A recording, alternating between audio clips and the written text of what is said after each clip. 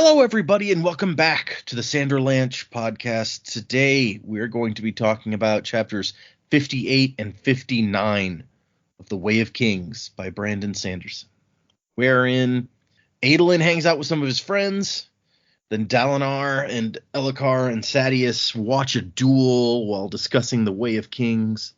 And in Kaladin's chapter, he experiments a little bit with his powers after they get told that they will be on bridge duty all the time from now on. They get to be on bridge duty during the day and work in the chasms at night, and it'll be awesome. So he decides that he's got to figure a way out of that. I'm Data, and discussing these chapters with me today is Joe, Jack, and Jamie. So hang on to something, everybody. The Sanderlanche is about to begin.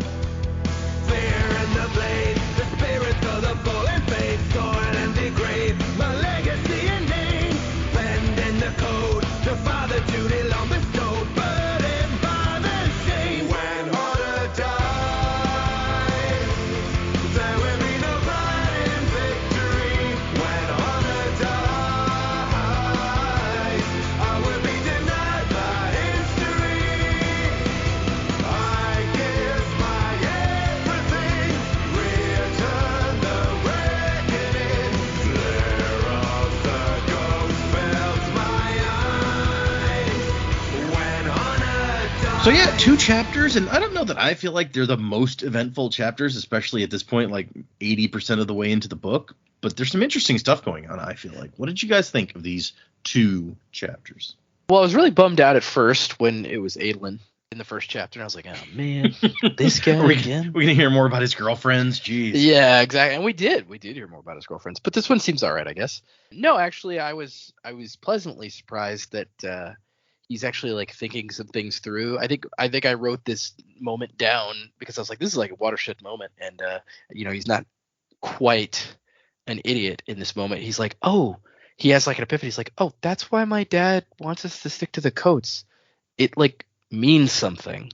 And like when he has that moment while walking to his duel, I'm like, yeah, dingbat. Like there's a purpose behind it.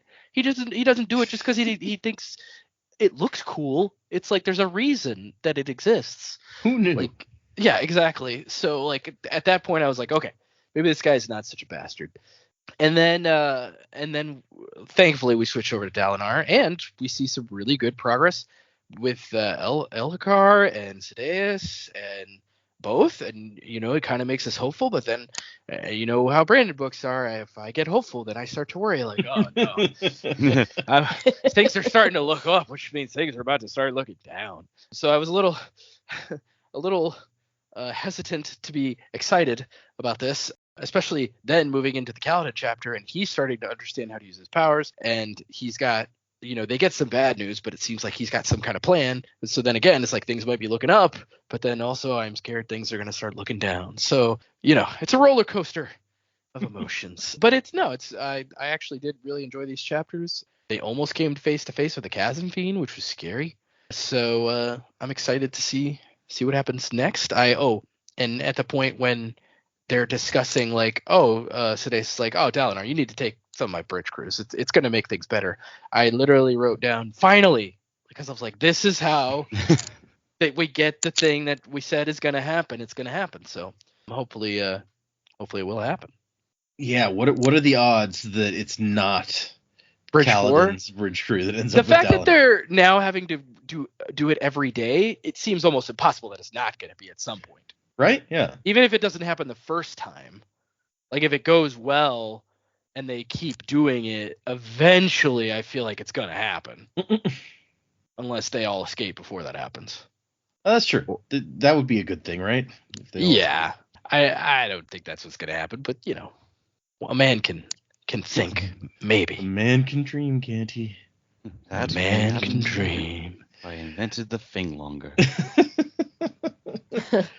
But you're right. It's a roller coaster of emotion, these Brandon things, and it's still it's a big book, right? So there's still time for ups and downs. But I'm just like, we're entering like the final fifth of the book with these chapters. There's not that much more times for Brandon to go like, oh, is it gonna look up for us? No, it's not. Yeah, come on, Brandon, figure it out.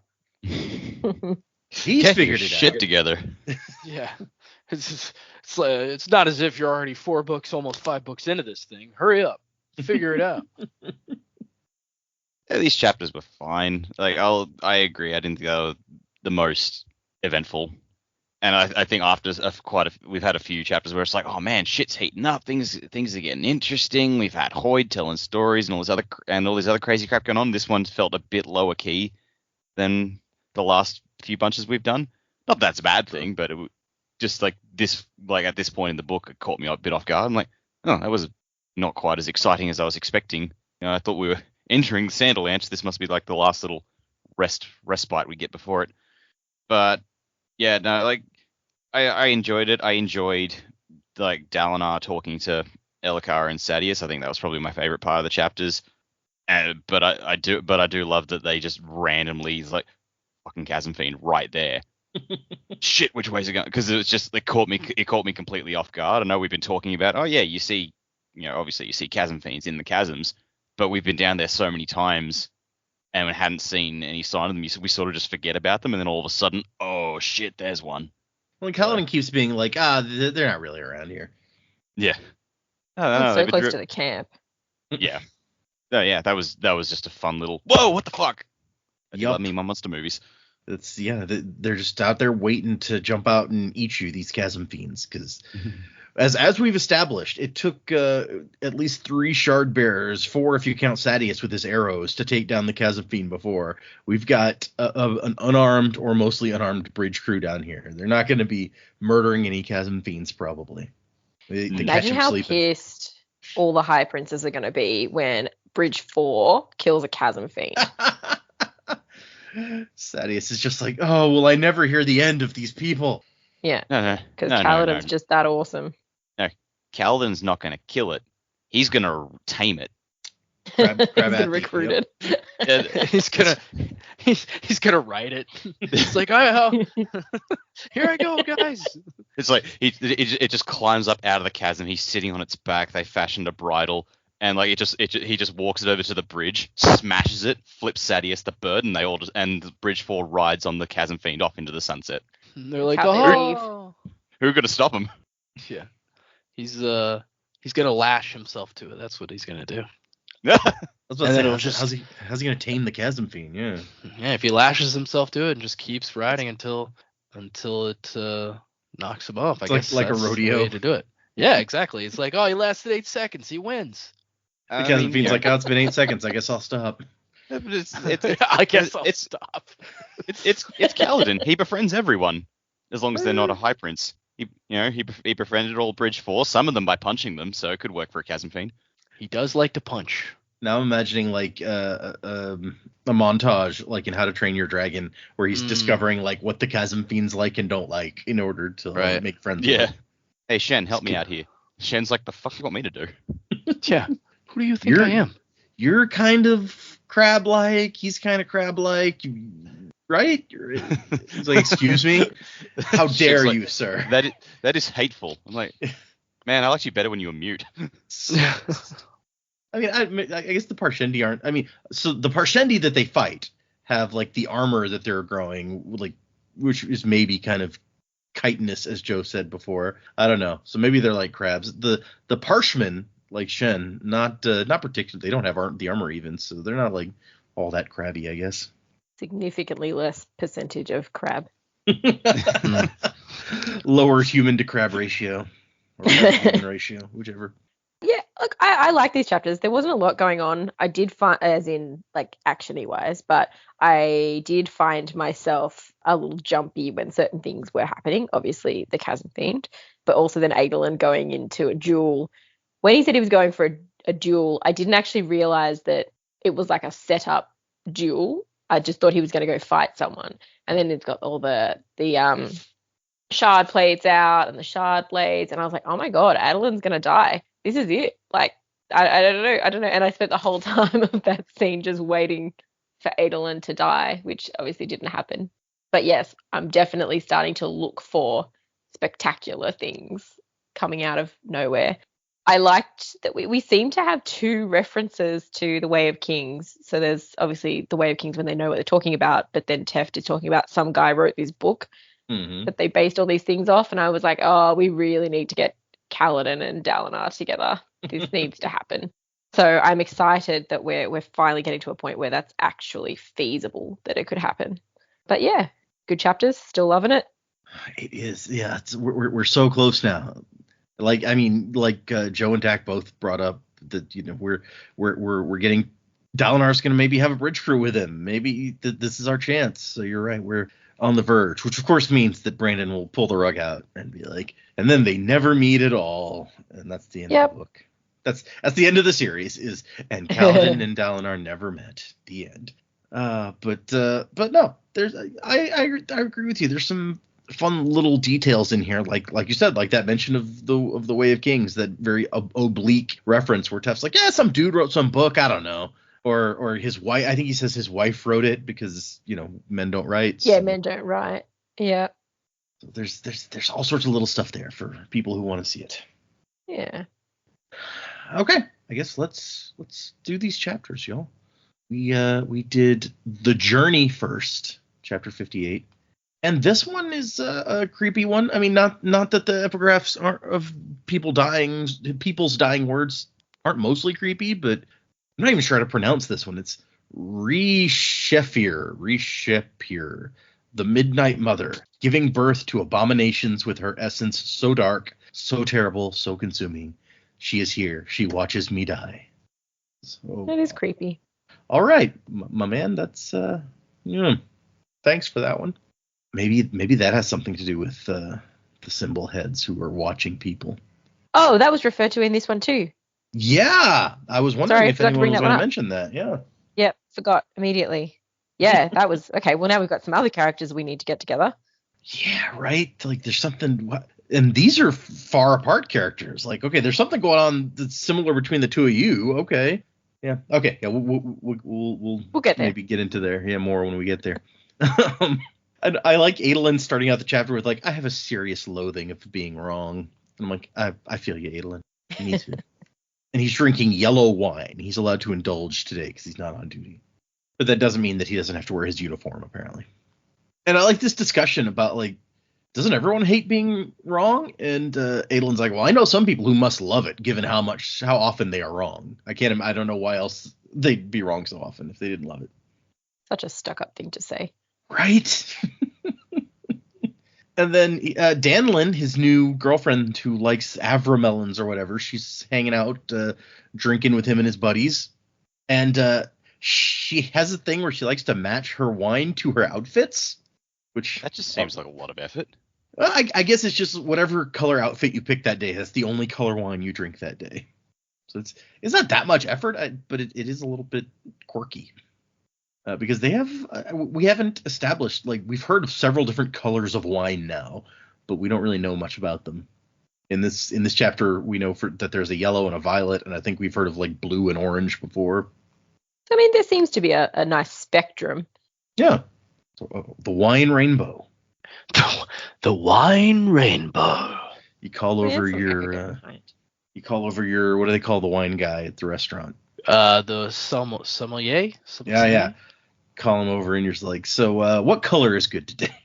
We have this truthberry wine. Ooh, fermenting truthberries now. That's to die for. The jam's better. And then another guy's just like, oh, wrongness is funny because it gives me people to make fun of. It's like, I'm perfect. Like that guy. And if everyone were like me, who would I make sport of? Good old Toral. I don't like this guy. Toral is apparently from High Prince Aladar's camp, but Adolin has acquaintances or friends in like all the war camps. Like he knows people.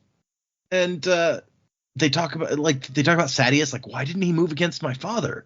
And people have got theories like, oh, maybe nobody's theory is maybe Sadeas is just a good guy. Their theories are like, oh, maybe like he was wanting to get into a stronger position, or the timing wasn't right, or this or that. No one believes Sadeas has friends.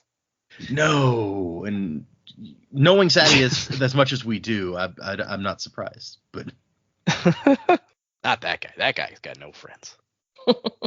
That's why he's sad. Yes. I know why you're Sadius. Oh boy. What are we doing? What are we doing here, guys? Oh, that's where you draw the line. Oh boy. Too far. We've gone Hunters, totally okay. we've gone a bridge. A bridge too far. Too far. Oh. Oh. Somebody stop us, please. It's getting so punny in here. Yeah. Hey, we're all parents. We can all make those jokes. It's true. True. It's an interesting exchange where Danlin's like, well, I know that I'm new and I don't know anything about what's going on. And Adelin's like, oh, you're always saying that you're ignorant. You're one of the most clever women that I know. And it's as she hesitates, looking oddly annoyed for a moment. And then she's like, oh, you shouldn't say stuff like that when a woman is attempting humility. And he's like, all right, humility. I forgot that existed. Yeah, that's a thing people are. I'm not that. Oh, yeah. And she's just like, I mean, maybe Sadius just doesn't want to start a war. Maybe that's why he held himself back. And everybody's like, no, that's not it. No, that can't be it. But then people start ragging on Dalinar. Toral's like, I mean, the Blackthorn's reputation's not that impressive lately. And when Adolin gets upset, he's like, hey, don't be tiresome. I didn't mean it as an insult. And Adolin has to point out, it's like, well, he's been winning lots of victories. He saved the king's life, like, from a giant monster. I don't know what more you people want from him. And they're like, well, you're the one who was complaining you wanted him to change. And Adolin's like, you know what? I don't know that I do anymore. Like, I saw him save Sadius's life and be a super badass. And, maybe he's okay. And he kind of tunes out for a little bit. And then he hears the woman being like, man, I wish he would step down. And Adolin's like, wait, what? What was that now? And they're like, oh, we were just seeing if you were paying attention. No, really, what were we talking about? And they're like, you don't think everyone is not aware of what happens to your father during high storms, right? People are saying he should abdicate because of it. And Adolin, who does not want to become High Prince, is like, no, that's dumb. And Danlin, at least, his girlfriend, is like, yo, you're right. Although I do wish you could talk him into easing some of these foolish restrictions our camp is under. He's like, oh my gosh, I've tried. You have no idea. But right now, Aelin has to go off to a duel. He's dueling Bright Lord Ressi, who's from High Prince Thanadal's camp. Like, there've been some provocations from Thanadal, and this might serve to shut his mouth. So that's Aelin uses his dueling to make the other High Princes shut up. I guess that's a way to do it, maybe. He doesn't seem sure it will work, so maybe it's not a way to do it. And this is where it's his way, darn it. It's his way. He's walking through the outer market, which is the area outside of any individual camp where there's a marketplace. And so nobody's exactly in charge of it.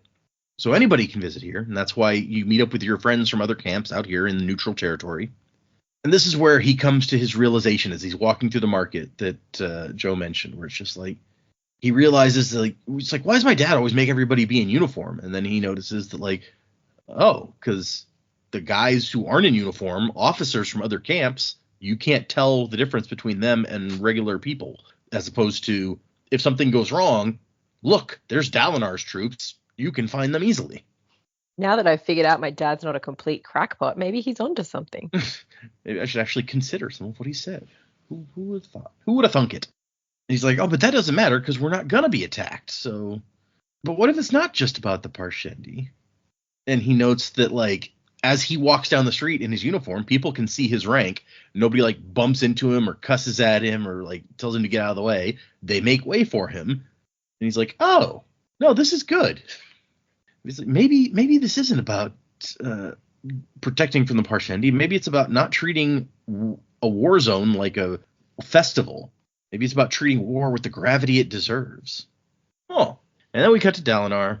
Can't believe it took my dad going crazy to figure that out. Well, and I like at the end of that section where he's like, I think I understand now. And then the section ends with, disturbed, he hurried on his way. It's like, I'm deeply disturbed by this realization. But we cut to Dalinar, who is from memory reciting some passages from the Way of Kings, where the king who wrote the book, like, walked from Abamabar to Urithiru. And Sadius is like, okay, where are those places? Like, I need context if you want me to be impressed by this. And Dalinar's like, yeah, I don't actually know, but given how the story is told, I assume that it must be a very long distance. I just love how Sadeas gets so confused. It's like, but he's a king. Why wouldn't he ride a horse? It's like, well, the point is the journey. But wouldn't the journey be more comfortable by a horse? He just doesn't get it, and like, Yeah. God, Dalinar is a more patient man than I. I mean, he's not wrong. but the journey would be more comfortable on a horse. Yeah, But a You horse. wouldn't learn anything on that journey. Learn about riding a horse. like You it should already really, know how to ride a horse. That's true. Yeah, that's a fair point. it really is just like Bandit trying to explain something to Bluey, and it's like, I'm trying to teach you a valuable life lesson. I don't want to learn a valuable lime lesson. I want ice cream. Yeah, Sadeas just wants ice cream, Dalinar. He does. Oh my God, that makes Ellicott bingo. Yeah, no, actually, I kind of see it. But we find out the guy who wrote the book, I don't remember if we'd heard his name before. Noadon is his holy name, but others call him Bajirdan. And they're like, we don't actually know if that was his real name or not. So some guy wrote a book. We have some names for him. Are they his real names? Who knows? And so, yeah, that's where Sadeas is just like, this is confusing. This guy's a king. Why is he doing this? And Dalinar's like, no, it is confusing, but let me explain. Okay. And he just recites more stuff about, like, this guy, he didn't take any money with him or any attendance. He just walked this long distance singing or working for his supper. And I like the point that he's like, a beggar can do this. And people are telling me that I can't. So they're saying I'm less capable than a beggar. Meanwhile, Elhokar is maybe listening, maybe not. He's watching the duels because he loves duels. This is one of the first things he did after arriving on the Shattered Plains was cart in sand for the dueling arena. Priorities. Yeah. Wow. Gotta have priorities straight. I made the trip, and as the astute reader has already concluded, survived it. Good quote. Another good Way of Kings quote. My family traveled via the direct method and had awaited me for weeks when I arrived. So the direct method is much faster than walking, we get. And that's where Sadeas is like, yeah, I mean, he could have at least ridden a horse. And the king's like, no, like, look what I learned from all this. I could have traveled quickly, but all men have the same destination. All save the heralds themselves must dine with the night watcher. And that's where he makes his point about the journey is what shapes us. The journey is what's important, not where we get to. And so no good can be achieved of false means. The ends don't justify the means because it's the journey that matters, not the end. And then Sadeas and Dalinar go back and forth a little bit about the story. Sadeas is like, it's ridiculous. He also like throws a couple of insults at Dalinar that he's like, oh no, come on, I meant it as a compliment. Kind of, sort of. So your story sucked. Is there one in this book with pirates in it? Ninjas? Better yet, pirate ninjas. Dude. And Sadeas, he's like, yeah, he walked all that way just to prove that he could. Like, this is dumb. But Sadeas likes his comfort as he is then like, can we get an awning set up or something out here? Like, it's hot. Why do I got to sit in the sun? And Elhokar's like, I like the sun. I spend too much time locked away in those buildings. This coming from Mr. Like the outside world is trying to kill me. Right, yeah. I do like the note here. It's like, we're having some wine, but it's the morning, so we're having yellow wine. I'm like, what? Yeah, what happens if you drink a red wine in the morning? That I mean, it it's just not wouldn't socially do. acceptable. Yeah. Mimosa's a morning wine. All right, touche. Yeah, there you go. And so he insults him a couple of times, and he's like, you've always been emotional. It makes you genuine. It can also get in the way of level-headed thinking, but as long as it continues to prompt you to save my life, I think I'll live with it. I suppose by definition I would have to, wouldn't I? Which that's another clever little thing. Sadeas can be cool when he wants to be. He's got some good lines. Yeah. Yeah, it's like, again, as much shit as we talk about Sadeas, and will continue to do so, he's no Straff. Yeah. Right. Or who was that? Who was the dickhead king in Atlantis? Oh, Iadon. Yeah. Yeah. Fuck that guy. Sadeas is probably not sacrificing young women in weird rituals. I mean, maybe. Can't rule it out. Yeah. Can't be totally sure. Yeah. And I like Sadeas' conclusion is that Dalinar is a self-righteous prude, but he comes by it honestly. And then he's like, actually, I was just trying to annoy you that time. And Elhokar's like, oh, maybe I should make you the new wit. And Sadeas is like, wait, what happened to the old one? Did somebody finally kill him? And Elkar's Ding like, dong, the wit "Man, is dead. he just vanished. He'll pop up again some other time." I love Elkar's note about wit. He's like, unreliable as damnation. I'm like, what? The end of the world is unreliable?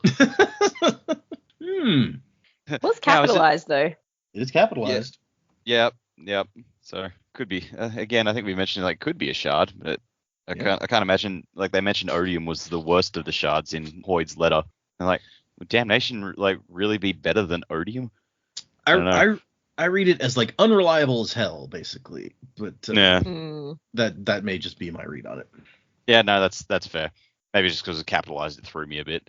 Yeah. Is it the apocalypse today? No. They delayed it. Fuck. Unreliable. Yeah, the apocalypse hasn't happened yet, so clearly you can't rely on it. Yeah. Okay, yes. He looks at Navani and he's like, oh, she's chatting with Adolin's latest infatuation, the auburn-haired scribe, who in that previous chapter, Adolin notes a lot of women with hair that aren't black like dye it, but she doesn't. She's been around a little while now, hasn't she, Danley? Yeah, well, a little bit. Maybe she'll last. Yeah. Maybe this is the one. No, We probably should stop calling her the latest infatuation. I mean, you guys were theorizing when she showed up she was going to be a spy, so. I still think so. Yeah. Because I like her. But also like here it's like, oh, Navani's talking to her again. Like Navani's like there's that whole thing about getting her the melons. It's like, what's Navani's interest in this girl? Is she spying for Navani? Making sure like Adolin's like being kept in line? Well, I think we assumed it was the Sadius plant, but it could be a Navani. Interesting. You guys have been suspicious of Navani like since she showed up too. Like there's something more going on with her. Yep. One does not simply show up to war. And then Sadius is mad because High Prince Vama has shown up and he's wearing orange. Ugh. I think Brandon has an issue with orange. This is not the first time. It really does. This isn't even the first planet. Yeah, exactly. It says like it's not even a burnt orange, and I'm like, does that make it better? If it's a burnt orange, like it's still very garish from what you've described. Sadius is like, ugh, red and orange, not even burnt orange, a blatant eye-breaking orange. I agree. I don't know that burnt is better, but not in this context. And he's like, oh, great, he's sitting right across from me. I'm gonna have to stare at him this whole time. And Downer calls him out on judging people by how they look. And Sadius makes a point that it's like, actually, you judge people by how they dress more than I do, because if they don't dress like the way that you think they should, then you like look down on them. And Downer has to be like, oh, geez, that's kind of true, isn't it? And they have a whole fashion discussion where he's like, oh, Downer, yeah, you're wearing the uniform. That never goes completely out of fashion because it's like useful. But the men having a fashion speech. Come Yeah, on, be fashionable. Real velour. Yes, exactly. Have you ever felt real velour? And so now it's time for Adolin's duel. That's what they're here to see. Adolin comes out and he's going to go up against a guy with his shard plate painted yellow, which also feels kind of garish to me, but whatever. Yeah, but no one points it out, so clearly, Brandon's fine with it. That's what we've learned over the course of this podcast. The two things Brandon hates most in the world are horses and the color orange. Yeah. Although in Elantris, it was like the queen was talking about how she hated yellow, so. Yeah, that's true. Just not this time. Nobody's around to hate yellow. I feel like though having your shard plate as yellow could be quite useful on a battlefield, so it doesn't seem as like out of place. Who's got Sadius is green is his shard plate, I think. I think red is his shard plate. Green is like his banner color. Okay. Yeah. So it would make sense to be able to tell them apart. Yeah, that's fair. Yeah. Versus having to wear sunnies around people that you're sitting with in the bar. Interesting comparison. Okay. All right. So they're gonna have a duel, and this duel is gonna go until one of the plates on the armor is broken, which is apparently a common way to duel in between shard bearers. We find out that some duels can go to like multiple plates broken, but that can get dangerous. So, and we watch this fight and find out a little more about these stances we've heard about. Ressi is using stone stance, and Adolin is using wind stance. And basically, Adolin has more like a more nimble sort of free-moving attack against this guy's like more powerful blows. Which Dalinar says you don't need that much power with a shard blade because on a battlefield, the shard blade tends to just like go through people. It does help against other shard bearers though. And in the end, Adolin wins, and the guy goes off kind of pissed off. Yep, Adolin just beat up badass C-3PO. Yep. And Elhokar says that Adolin's good. He's better than my dad was, better than you, Uncle. And Dalinar's like, yeah, this is what he loves. Not like war, not fighting, just the dueling. It's like his thing. But Adolin, because of the codes, his dad's insistence he stick to the codes, he can't duel for rank. So that makes others underestimate him and agree to duels when they probably are not good enough. We also find out that there's a whole thing where, like, the king, it's a tradition, the king lends his plate and blade to people who don't have it for an outrageous fee if they want to duel with it. And I see how that feels icky. Yeah, right. Somebody else using your stuff. How dare you bleed on the royal shard blade? And then after the battle is over, or the match rather, they start having a talk about like, do you really want to abandon the war, Dalinar? And he's like, Dalinar gets a chance to make his whole explanation where he's like, what I would do, I do want to leave, but not because like I'm scared of battle. I think that we need to stabilize Alethkar. We need to secure it, make sure the high princes are loyal to this kingdom, and then we send people to figure out why the Parshendi killed Gavilar. I still wonder if maybe it was like the assassination was initiated by miscreants or rebels among their own people. We ask for repayment, maybe their own king for us to execute. And he has this whole like plan basically that is what he would do to do the stuff right. And Elhokar's like, wow, that actually all makes sense. Why didn't you explain it before? Because you had a hissy fit. Yeah, right. And he's like, oh, these are some good thoughts. And Sadeas is like, you wouldn't really, Your Majesty. And he says, this last attempt on my life has me unsettled. And this is Elhokar's like, they're trying to kill me. They'll see me dead. And he says, I wonder sometimes if we aren't chasing after the 10 fools here. The assassin in white was a Shin. And Sadeas is like, well, the Parshendi took responsibility for sending him. He's like, well, yeah, but they're savages, easy to manipulate. Maybe it was a perfect distraction, pinning the blame on them, and we go off to war for years, not noticing the real villains. Which, I mean, actually, that's something that you guys have even brought up before. Like, maybe the Parshendi weren't really, although Seth says in the opening that the Parshendi told him what to do. But it does seem weird, and we still don't know anything about the Parshendi's motivations. So yeah, I mean, I think it's still possible. I was sort of toying with the idea during the week that maybe the Ghostbloods were behind it. They got the Parshendi to do it on their behalf. But then thinking about that doesn't really make sense because like why wouldn't the Ghostbloods just, you know, they've gone to all this trouble to track Seth down after the fact, find him and get him back into the murdering. If they had control of him to start with, why would they give it up? Do we know that the Ghostbloods are who's got Seth murdering people, or is that just... We suspect. Okay. I didn't remember if there was some proof of that I was forgetting. No, but I think we were all just saying, like, we're pretty sure it was them. Okay. And so what Elhokar's saying seems to make some sense until he starts to go a little bit off the rails with he's like, they watch me, always waiting. I see their faces in mirrors, symbols, twisted, inhuman. That doesn't sound great. Sounds kind of like he's seeing some Shallan type stuff. Yeah. Mm-hmm. Yeah. So what does that mean? He's crazy. Like, Shallan can't even like see them. She sees them in her drawings, and I guess Elhokar says he's seeing them in mirrors. So this is really getting like some horror movie shit. Like reverse vampires. Yeah. So I wonder if it's something that you like is maybe it's there for everyone, just people aren't attuned to it. Like this is something that's developed in Shallan because she wasn't always seeing that. Mm-hmm. So perhaps it's something in Elhokar is developing as well. Or if he was artistic and allowed to draw, maybe Shallan's seeing it earlier. So maybe at some point you do actually end up seeing these things. Oh, so maybe he's just further along than she is. That's an interesting idea. I have nothing to base that off.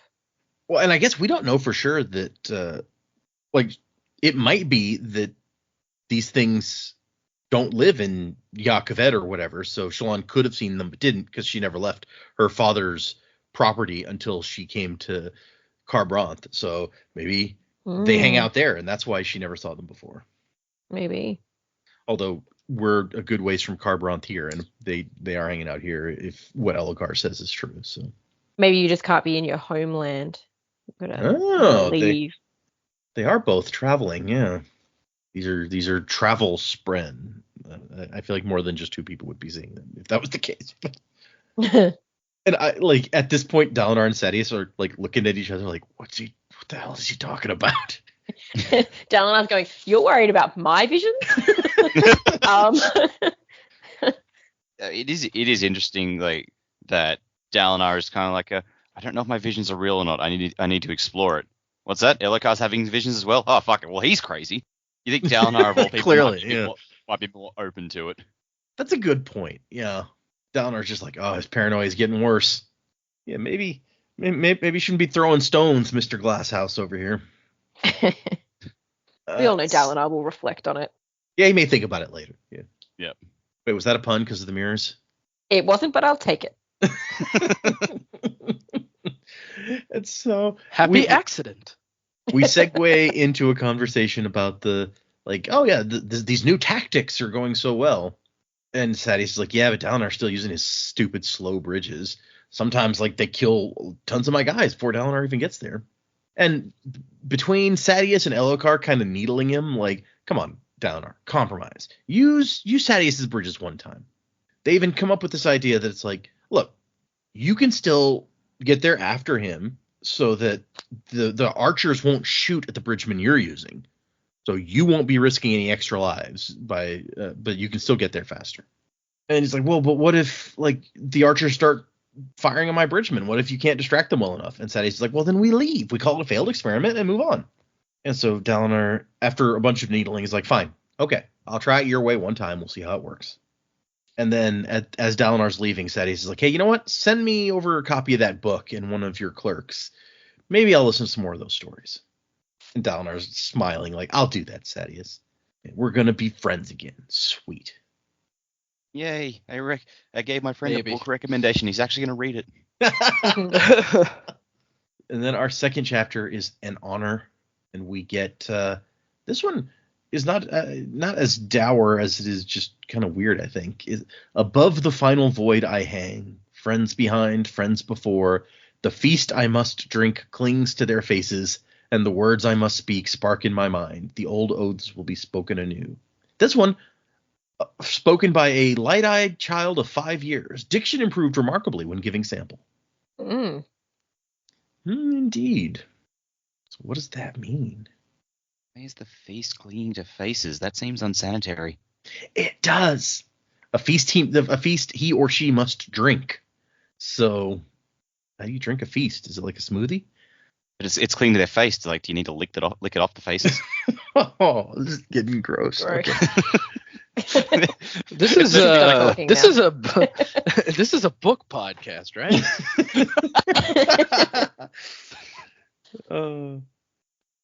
So we cut to Kaladin and Lopin and Teft hanging around inside the barracks in the dark with some spheres, and Kaladin is trying to figure out how to get the light out of the spheres.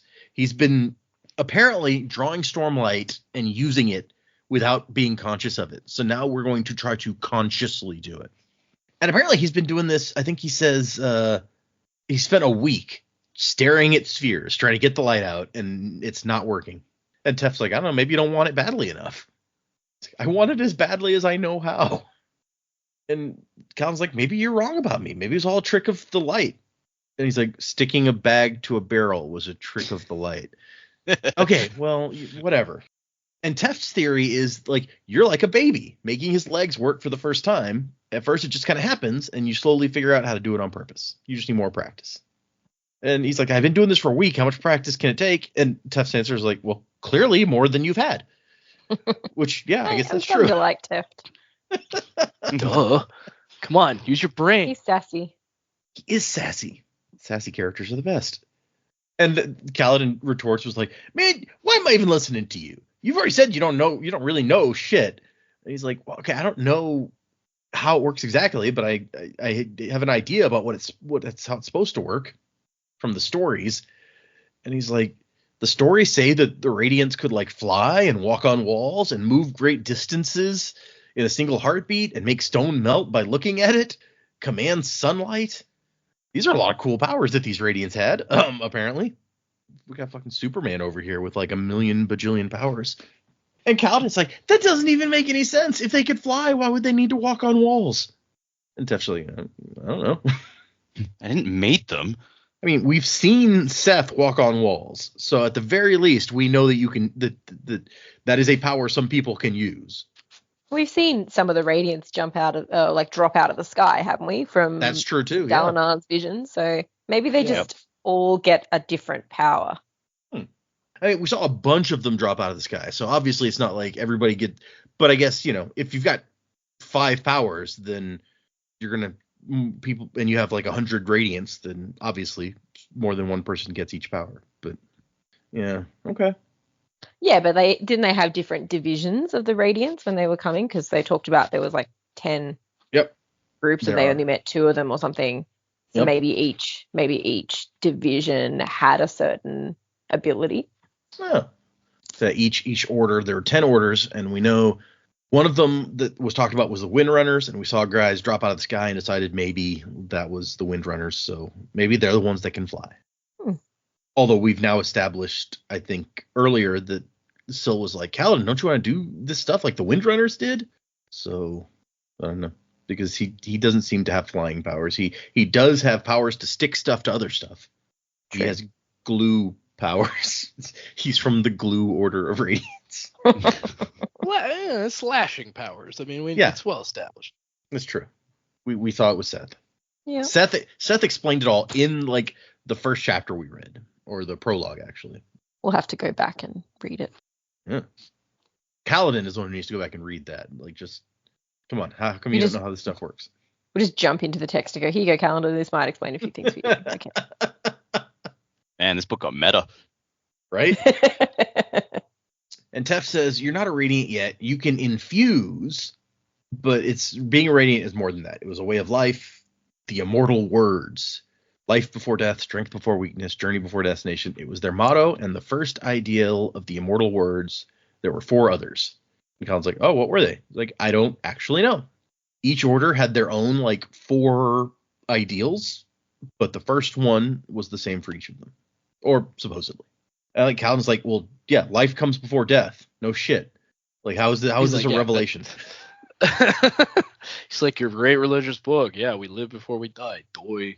And the Teft has to be like, no, it's about protecting life, not killing unnecessarily. Living is harder than dying. A Radiant's duty is to live. And Journey Before Destination, which, hey, we were just hearing about Journey Before Destination in that book, that how the journey was more important than the destination. Who knew? And Callan's like, do you really believe anybody's going to follow those kind of vows, especially a bunch of light eyes? Men always pretend things like virtue or divine guidance or a mandate to protect the rest of us. Is this where he talks about the king writing it? Because I was just like, I feel like it should be, but I'm not seeing it. So maybe not. Maybe that comes later. Oh yeah, there it is. I just missed it. It's all out of some old book that his mother read, Teft's mother read.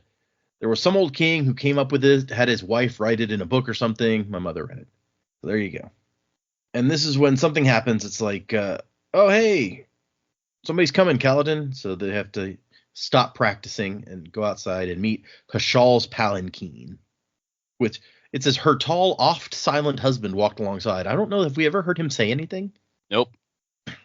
Also, Gaz has not reappeared, it says. So, wonder what's up with that.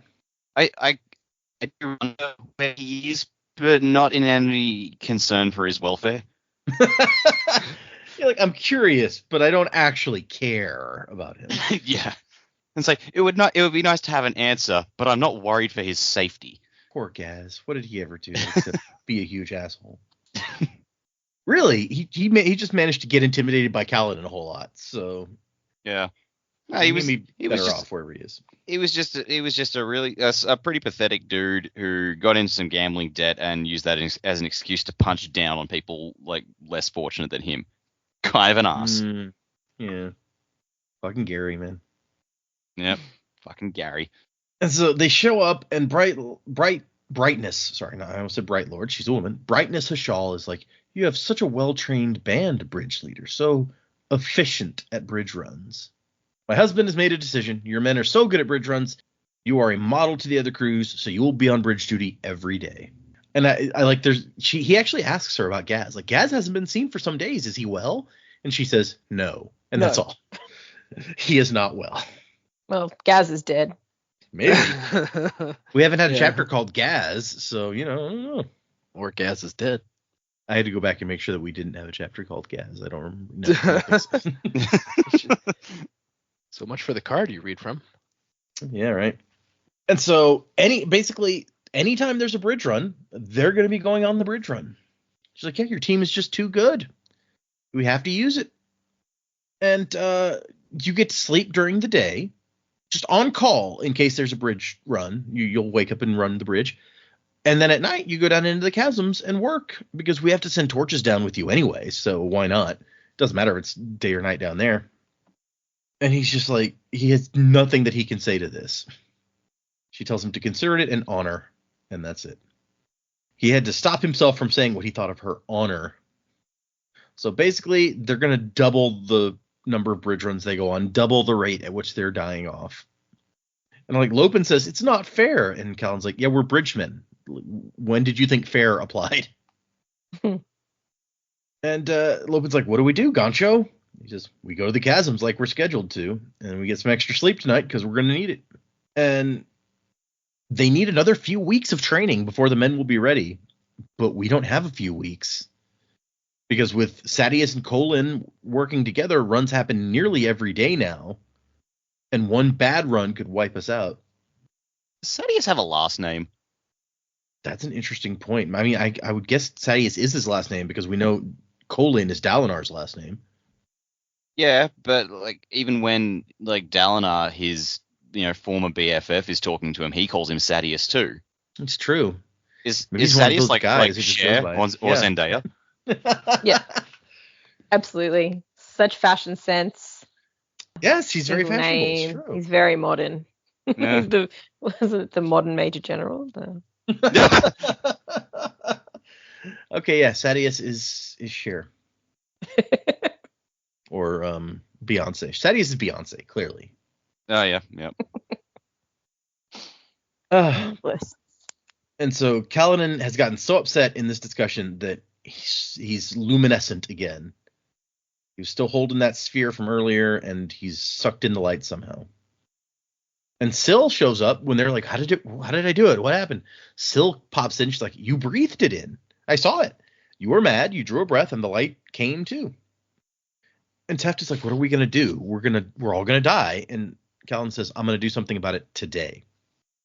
And tells Syl to go find some Parshendi corpses, which is a little bit ominous, but it just gets weird as it continues through this chapter. He has Teft take over, and he's going to go look at these bodies. And Teft's like, oh, you want an escort? Because of, chasm fiends? And Callan's like, the Light Eyes kill all the chasm fiends who come this close to our side. Besides, if I did run into one, like, what difference would some extra men make? Which is, that's the better point between those 2 points, I think. And so they find some dead bodies, a lot of dead bodies. And he starts to feel bad about his plan to take Bridge 4 and leave because he's leaving all of the other bridgemen behind. And he's like, look, I can only be responsible for so much. I have to save Bridge 4. I can't save everybody. And the voice in his head is like, well, I mean, if you leave, who will fight for them? Nobody cares for them. And then he does the thing with the light. He somehow manages to take a breath and seemingly intentionally breathe in the light. And once he's holding the Stormlight, he doesn't need to breathe, which is useful. And so he's like all juiced up on Stormlight, and he runs and jumps, putting his feet up on the wall because he's going to try to run on the wall. And he bounces off and falls to the ground. Yeah, you got to Classic. start somewhere. It's that classic scene from many superhero origin stories where they try to use their power and it fails hopelessly. Yep, exactly. Up and away, Web.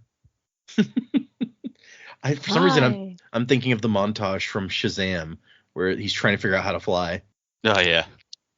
And I like Syl's like, what was that? And he goes, me being an idiot. And she's like, I don't think you're ready for that yet.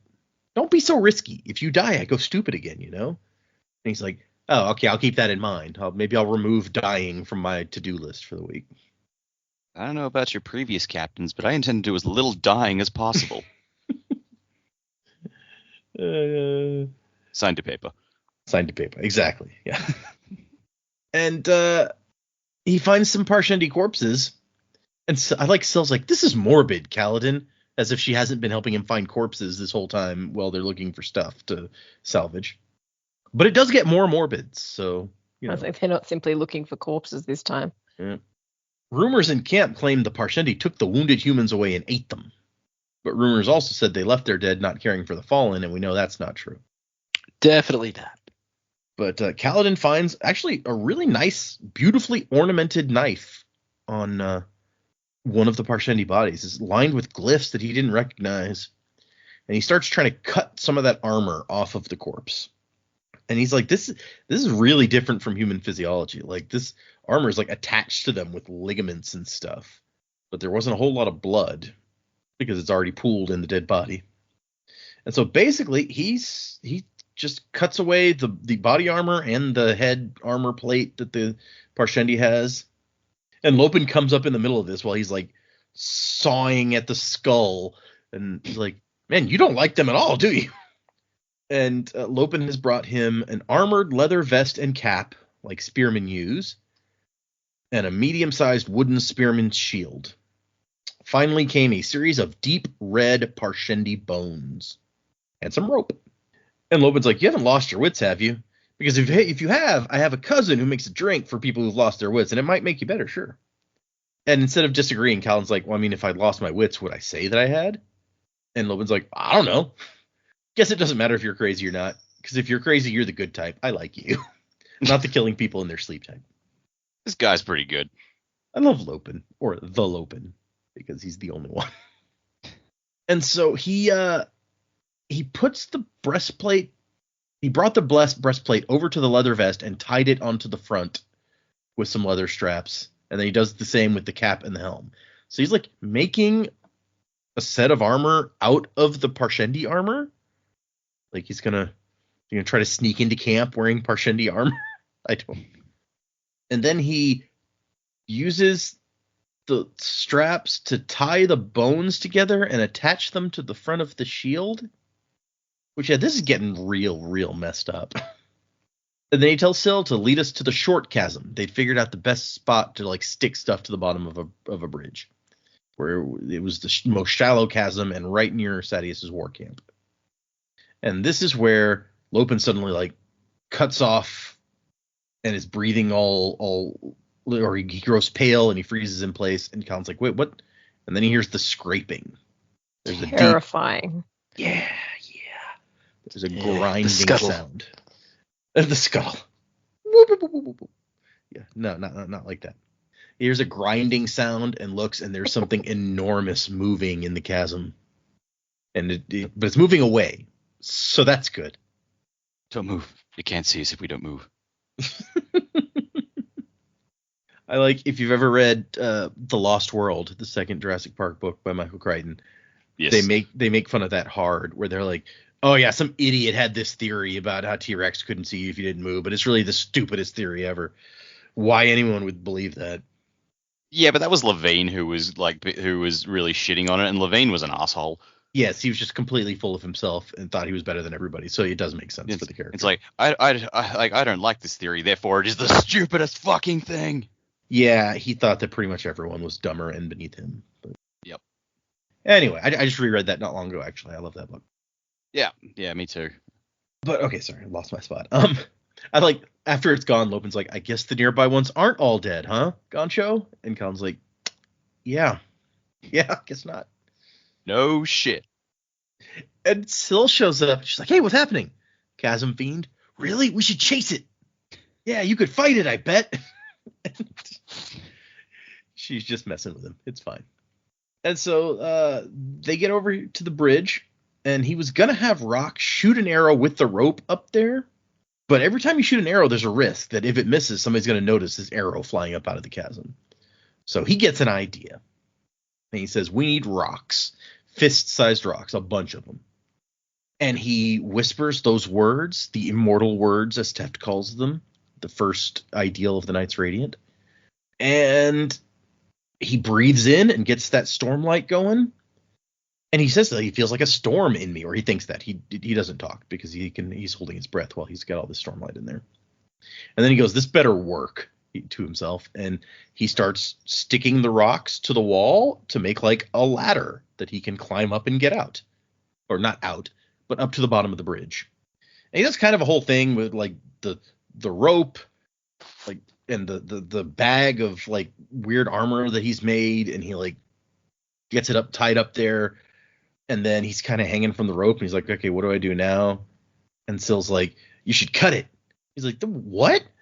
While I'm dangling here? And he's like, you'll be fine. He says, that's a 40-foot drop. And he goes, no, I feel right about this, Kaladin. You'll be fine. Trust me. You insulted me the other week. I think you should apologize. By cutting a rope and dropping 40 feet. No, by trusting me, which, okay, that's fair. And he does it. And he does like an Iron Man landing and like throws up like chips of stone when he hits the ground. But he's all right. And Lopen is like super impressed. Like, that was incredible. And Syl's just like, I told you so. And so Kaladin says that he wants Lopen to get that armor on the next bridge run and then give it to him right before the final assault.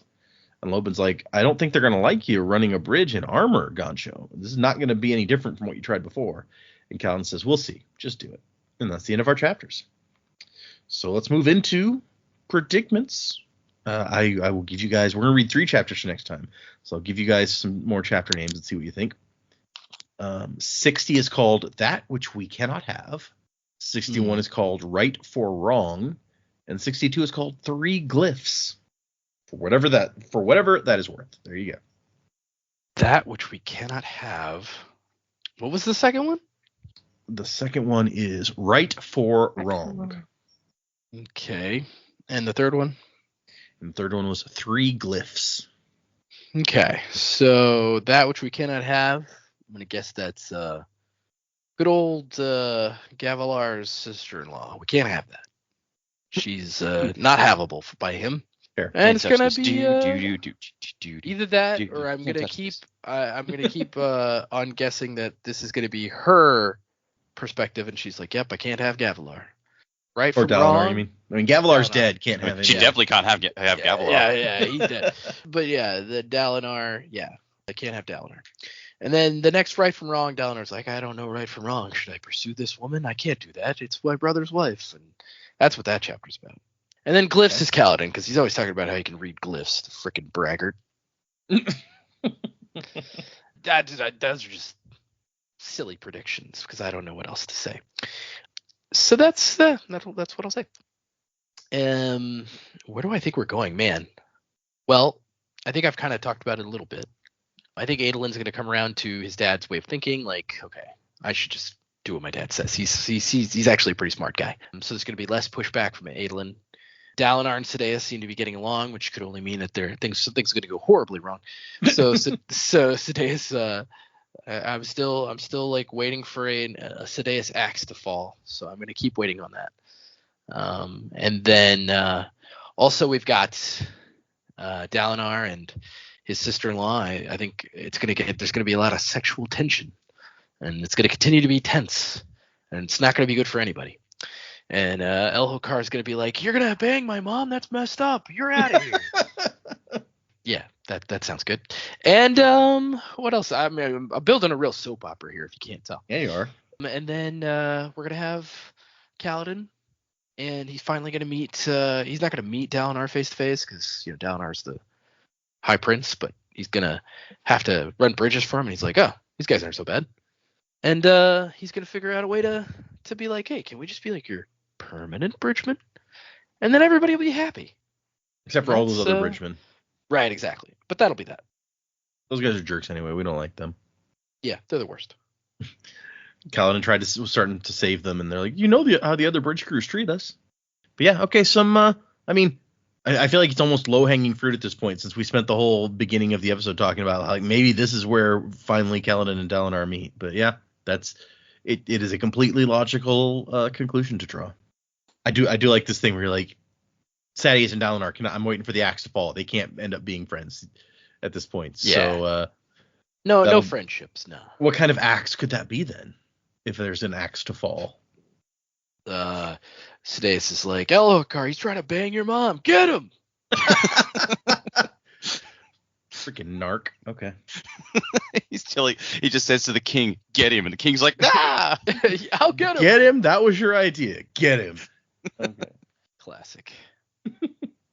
Brennan, Nanny.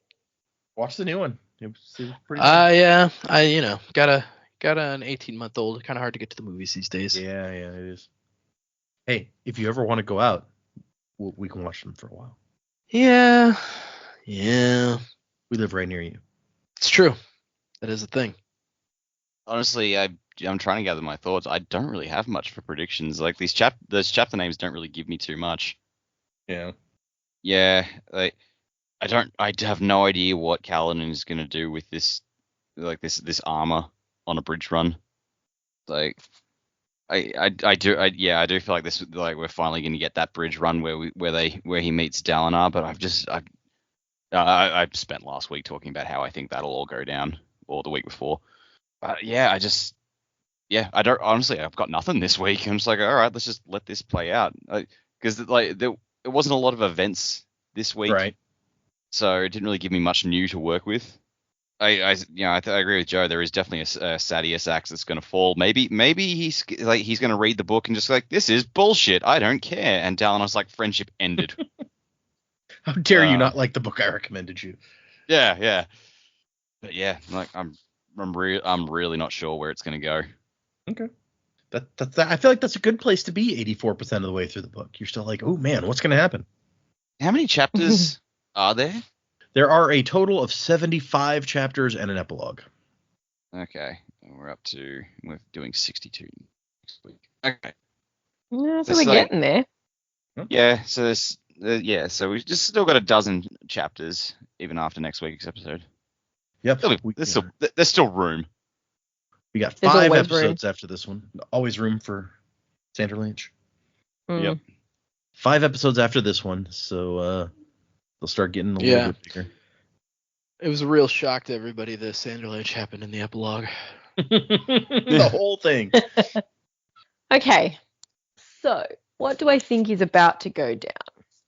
I think that which we cannot have is going to be a conversation between Dalinar and Adolin. Oh. I feel like Adolin, like, he's been thinking about these things with Dalinar, like with the Way of Kings, or not necessarily the Way of Kings, but this is why we wear the uniform and all that sort of stuff. Maybe we can't have these things because of the situation that we're in, or because of the codes, or something like that. I feel like they're going to have a conversation together, which is going to be that heart-to-heart before something bad happens to one of them. You know, it's like the last conversation they have that they don't realize is the last conversation they're going to have. If we're predicting that one of them might die, this could be getting close to that time. So I think that's where I'm going to go with that. Right for Wrong, I think, is going to be Kaladin's chapter. It almost sounds a bit like, journey before destination, life before death. Like, I know it's not that exact phrasing, but I want to say he's going to do something like crazy. And I'm thinking he's going to pull out that Parshendi armor exactly when the army doesn't want him to. He's going to enrage the Parshendi, which is going to just cause some problems, make them angry because someone's handled their dead, right? Mm-hmm. He knows it's going to make them cranky.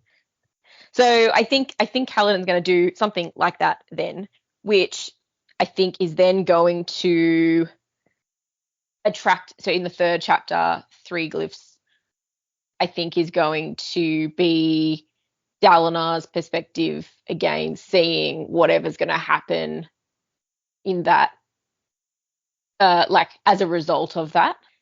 Refresh my memory. Were there some glyphs or something on the blade that Kaladin pulled out, or Yes, he said that they were Something. glyphs he didn't recognize. Yeah. Yeah, so I'm wondering if there's 3 glyphs there he doesn't recognize, but maybe Dalinar does, which he's really interested in what's going on with the Parshendi to learn more about them, and maybe there's something that he's seen before, maybe in one of his visions or something, which is going to be the catalyst for then he needs to talk to Kaladin, because where does he have this stuff from? I think we've got to move in that storyline of figuring out what's going on with Dalinar. Obviously, we've got the story of what's happening with Kaladin. They need to talk to each other. And I think just simply being a bridgeman is not going to be enough, because Dalinar is not going to be looking for a bridgeman to talk to. And Kaladin doesn't want to talk to a Light Eyes. So, especially when they're trying to get things off the bottom of bridges and stuff like that, I think it's going to have to be Dalinar is going to notice something Kaladin does, or Kaladin's done then something really bold, like put Parshendi bones on the front of the bridge or something, like, which would really upset everyone else. So I think that's where we're going. That's my prediction for where we're about to go. Bold, I'm going to go with my volcano level theory. Hoid is Noadon. Ooh. Okay. Don't have a lot of Nice. evidence. It was just a gut feel. I think it was all the talk about being a beggar. I was like, Hoid is I see it. like, Ah, Hoid is a bit of a chameleon, right? He can blend in. He learns things. He learns the ways things are done and can get into anything that he needs to get into. He's been around a long time. I was trying to think about what we thought Hoid was in relation to like all the shards and Adonalcium and all that sort of stuff. And I can't find somewhere that I think I'm really happy that he sits. But this is something that he could reasonably be, I guess. And he's obviously invested in a lot of what's happening with the shards and all that sort of stuff. But, you know, I think there was a reference as well about stopping to sing a song or play some music or something like that too. And I was like, we just saw him do that. But he's quite heavily invested on being here. Yeah, he turns up everywhere else, but it's all part of the bigger picture. Whereas I feel like he's got a tie to this planet. So that's my volcano theory going to sit in the background thing. And we'll see what happens over the next couple of books. Because I'm sure we're not going to find that out soon, if ever. Probably ever, but like it will probably be a long time away. Okay. Well, this is an interesting theory. I mean, he's been around a long time, and maybe he's been around here a long time for all we know. So yeah, that could fit. It's a cool theory, yeah. I like that. And there's also isn't there like a podcast called Finding Noadon? Following Noadon. Following Noadon. So that kind of, if they're doing the same kind of thing we are doing the Cosmere stuff, they could be following Hoid through the Cosmere. So that's a cool Possibly. idea. I like that, Jamie. I also like what you said, because I think that in all the theories about how Dalinar and Kaladin are going to meet, we haven't talked about much the fact that Kaladin's not likely to walk up and try and want to have a conversation with Dalinar. I've heard really good things about you. Yeah, you seem like a top bloke and someone I'd really like to know. Like, that's not going to happen. No. So yeah, it's like Dalinar would have to initiate this conversation in some way. Yeah. But Kaladin's always doing impressive things, so maybe it's not that hard a buy. I don't know. He does tend to, like, when people who outrank him come a calling, he doesn't initially go out of his way to antagonize them. So like if Dalinar came up and spoke to him, it's like a hello, High Prince, I'm not going to piss you off straight away. Yeah, not until you say something that I'm going to retaliate to. I don't think he'd go straight into, oh, hey, I'm gonna battle you. Like I don't think that would work. I think he'd hear him out, and I think Dalinar, as he comes to Kaladin, would have to say something that would be like, hang on, I actually need to have a conversation with you. Something's got to pique Kaladin's interest to go, we need to swap some information. That makes sense. Okay. He'll come up and be like, where did you get that blade? Where did you get Parshendi bones? Like, there'll be something. I mean, I feel like Kaladin probably wouldn't want to answer that question either, but yeah. You know, there'll be something that will trigger the need for a conversation. That's fair. something would have to happen. You're right. It's not if they just happen to be in the same place at the same time. Kaladin's not gonna be like, so hey, what's it like being High Prince? Fun. Mm. Just imagining like Rock or someone just saying, it's like, hey Kaladin, like Bright Lord Dalinar wants to talk to you. Fine, but if he says one thing I don't like, I'm leaving. Hello, Bridgman, I'm leaving. Like, hey, my son says that you owe him some money. I don't know what that's about. Oh, please. Adlin can't keep the girls he's dating straight. He's not going to remember a random Bridgman he paid. It's probably true, honestly.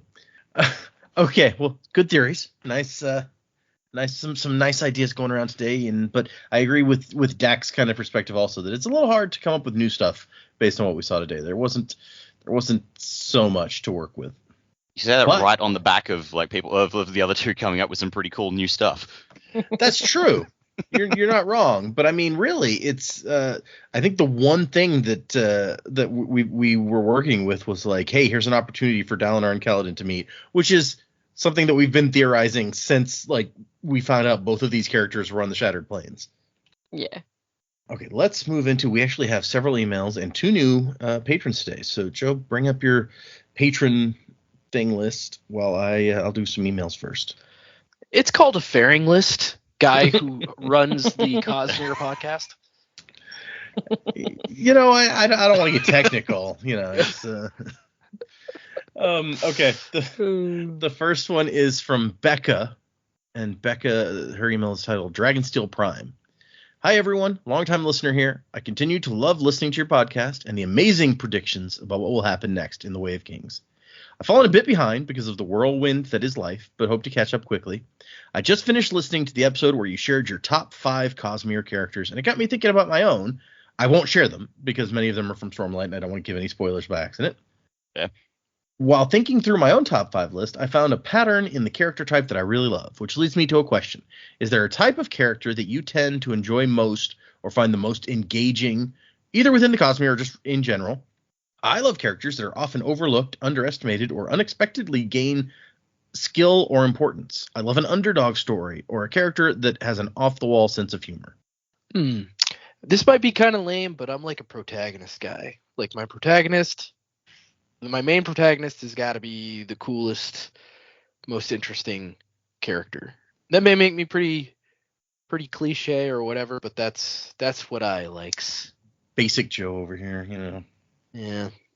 I like crotchety old bastards with a heart of gold. Nice. The clubs, or Mad Eye Moody, or Stannis Baratheon. Yeah, you really do, don't you? She's like, wait a second, I've never thought this about you. This is an authentic answer. Not saying that anything else wasn't, but yeah, actually, you do have a type. Yep. Oh, I don't know. I think I'm a bit of a plain Jane too. The underdog. I love someone having to overcome something and be better for it in the long run.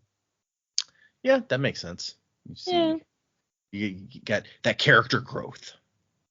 Yeah, I do love a really great villain though, like a strong villain, strong motives.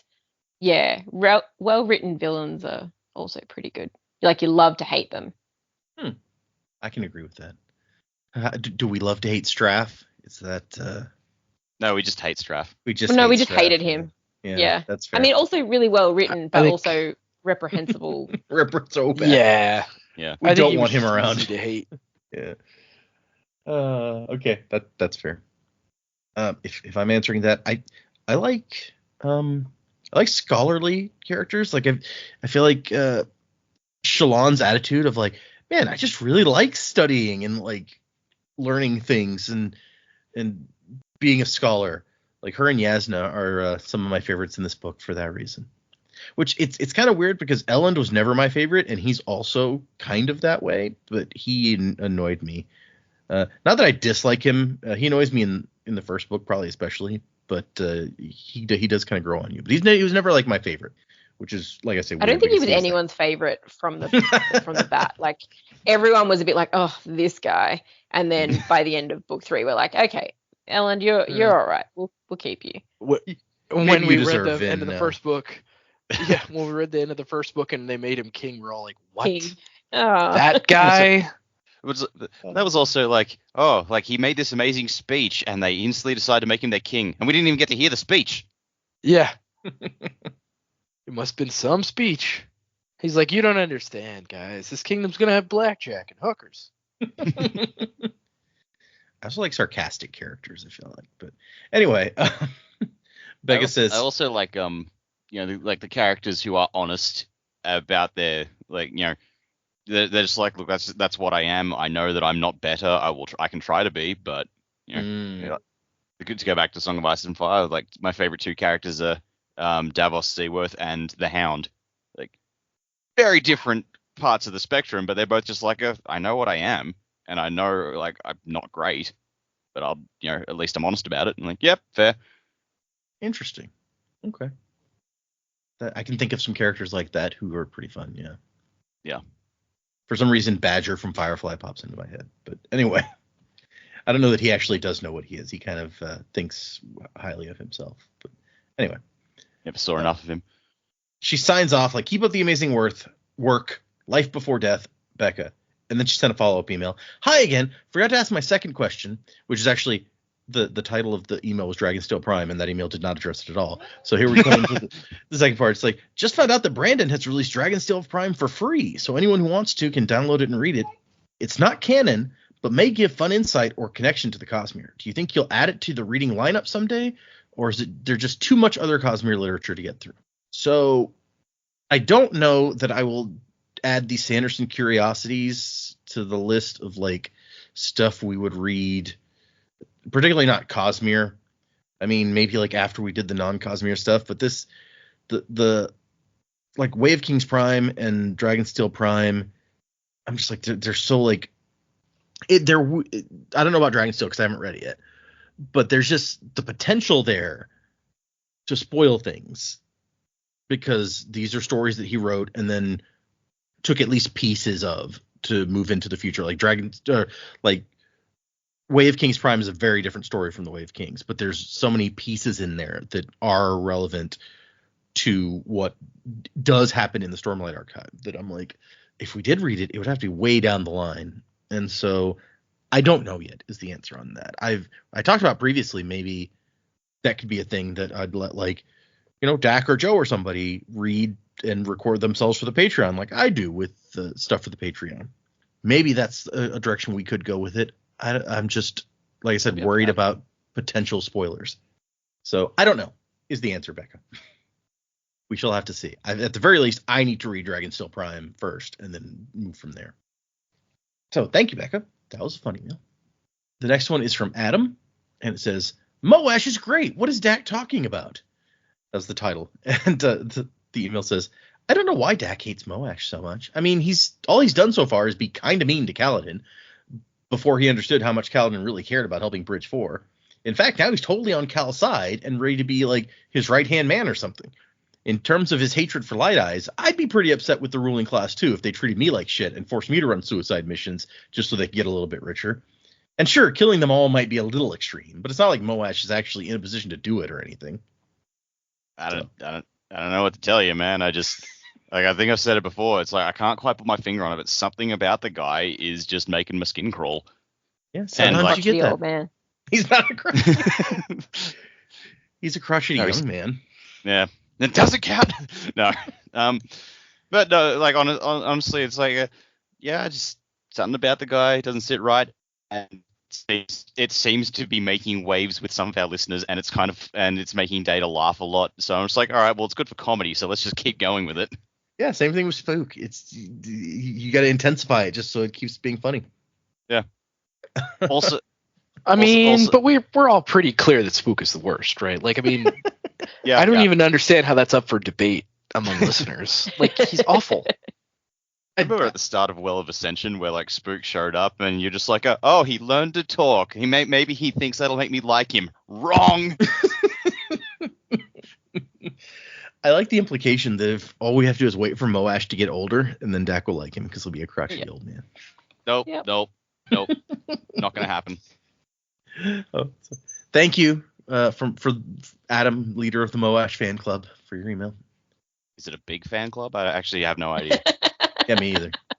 Like, are we gonna get like weeks upon weeks of hate mail because I hate Moash like we did for Wayne? Could be. The next email is from Corinthian. It says, sad that I'm caught up. Morning, crew. I've been listening to your podcast for a while and have been enjoying hearing Dak, Joe, and this must be a typo, Jamie. It says Gamey. I think it's not the worst thing I've been called. Going through for the first time, and it brings back great memories of myself going through these books. Stormlight Archive is the series that I've been excited for you to get into, and I will work on rereading these prior to the new book being out in November. Thanks again, from Corinthian. I'm glad you're enjoying it. Thank you. We got 2 more emails, but I think we'll save those because we got 2 patrons, and then we'll wrap up. Our first new patron at the ska level is Helen. Helen, the ska level. Let me see. Helen, for you, my friend, you can be an archivist like our good friend Sazed. Well, Nice. He was everything, but yeah, that's the thing That- he did the best. That was his jam. Yeah, he jammed on archiving. Nice. Thank Not you, to be Helen. confused with jam. Not to be confused with being addicted to jam like Captain. Right. Yeah. Let's be very clear. No one was addicted to jam That we know of. that we know of in that series. We don't actually know Say's stance on jam. He could be That's fan. true. He could be a stalwart jammer. A jammer. And our second new patron is at the misting level, Leviathan. I pronounce it that way because it looks like Leviathan, but with an N in place of the V. So Okay.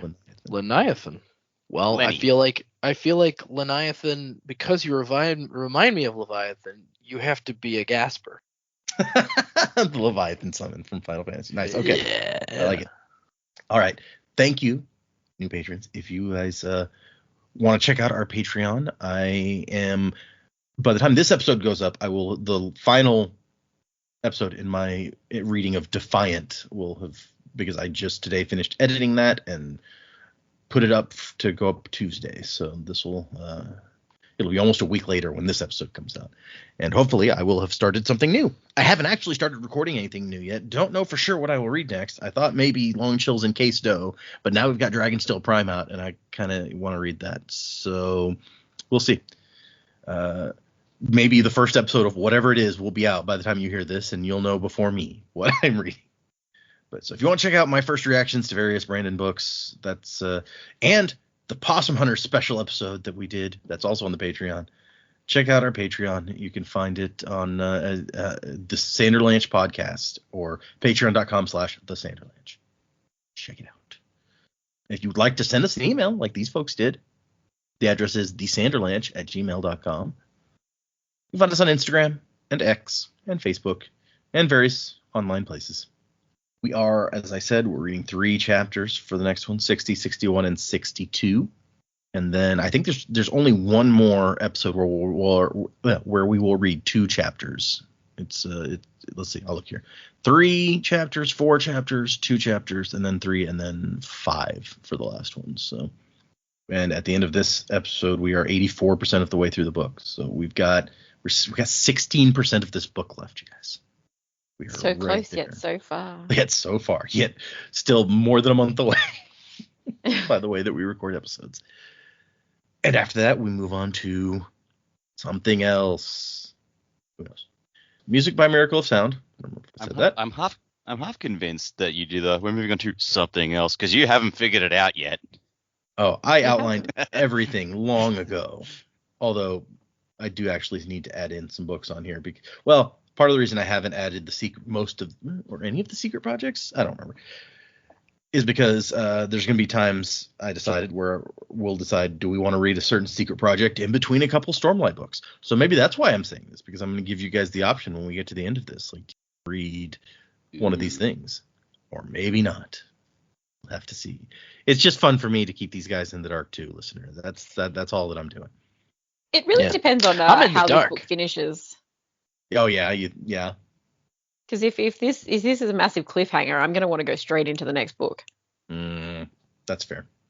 Yeah, I mean, we had this conversation after. All right, if the Lost Metal is heavy spoilerific, do you guys want to wait until after we've done other books? And it's like, no, we want to finish the series with these characters we've been following for the last few months.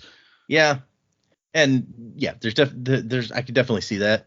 Like, well, we've already been doing Stormlight, and I want to find out what happens next. But I figure it's more likely, like, after 2 or 3 of these giant Stormlight books, that you guys might be like, we're ready for a break from Stormlight for a minute.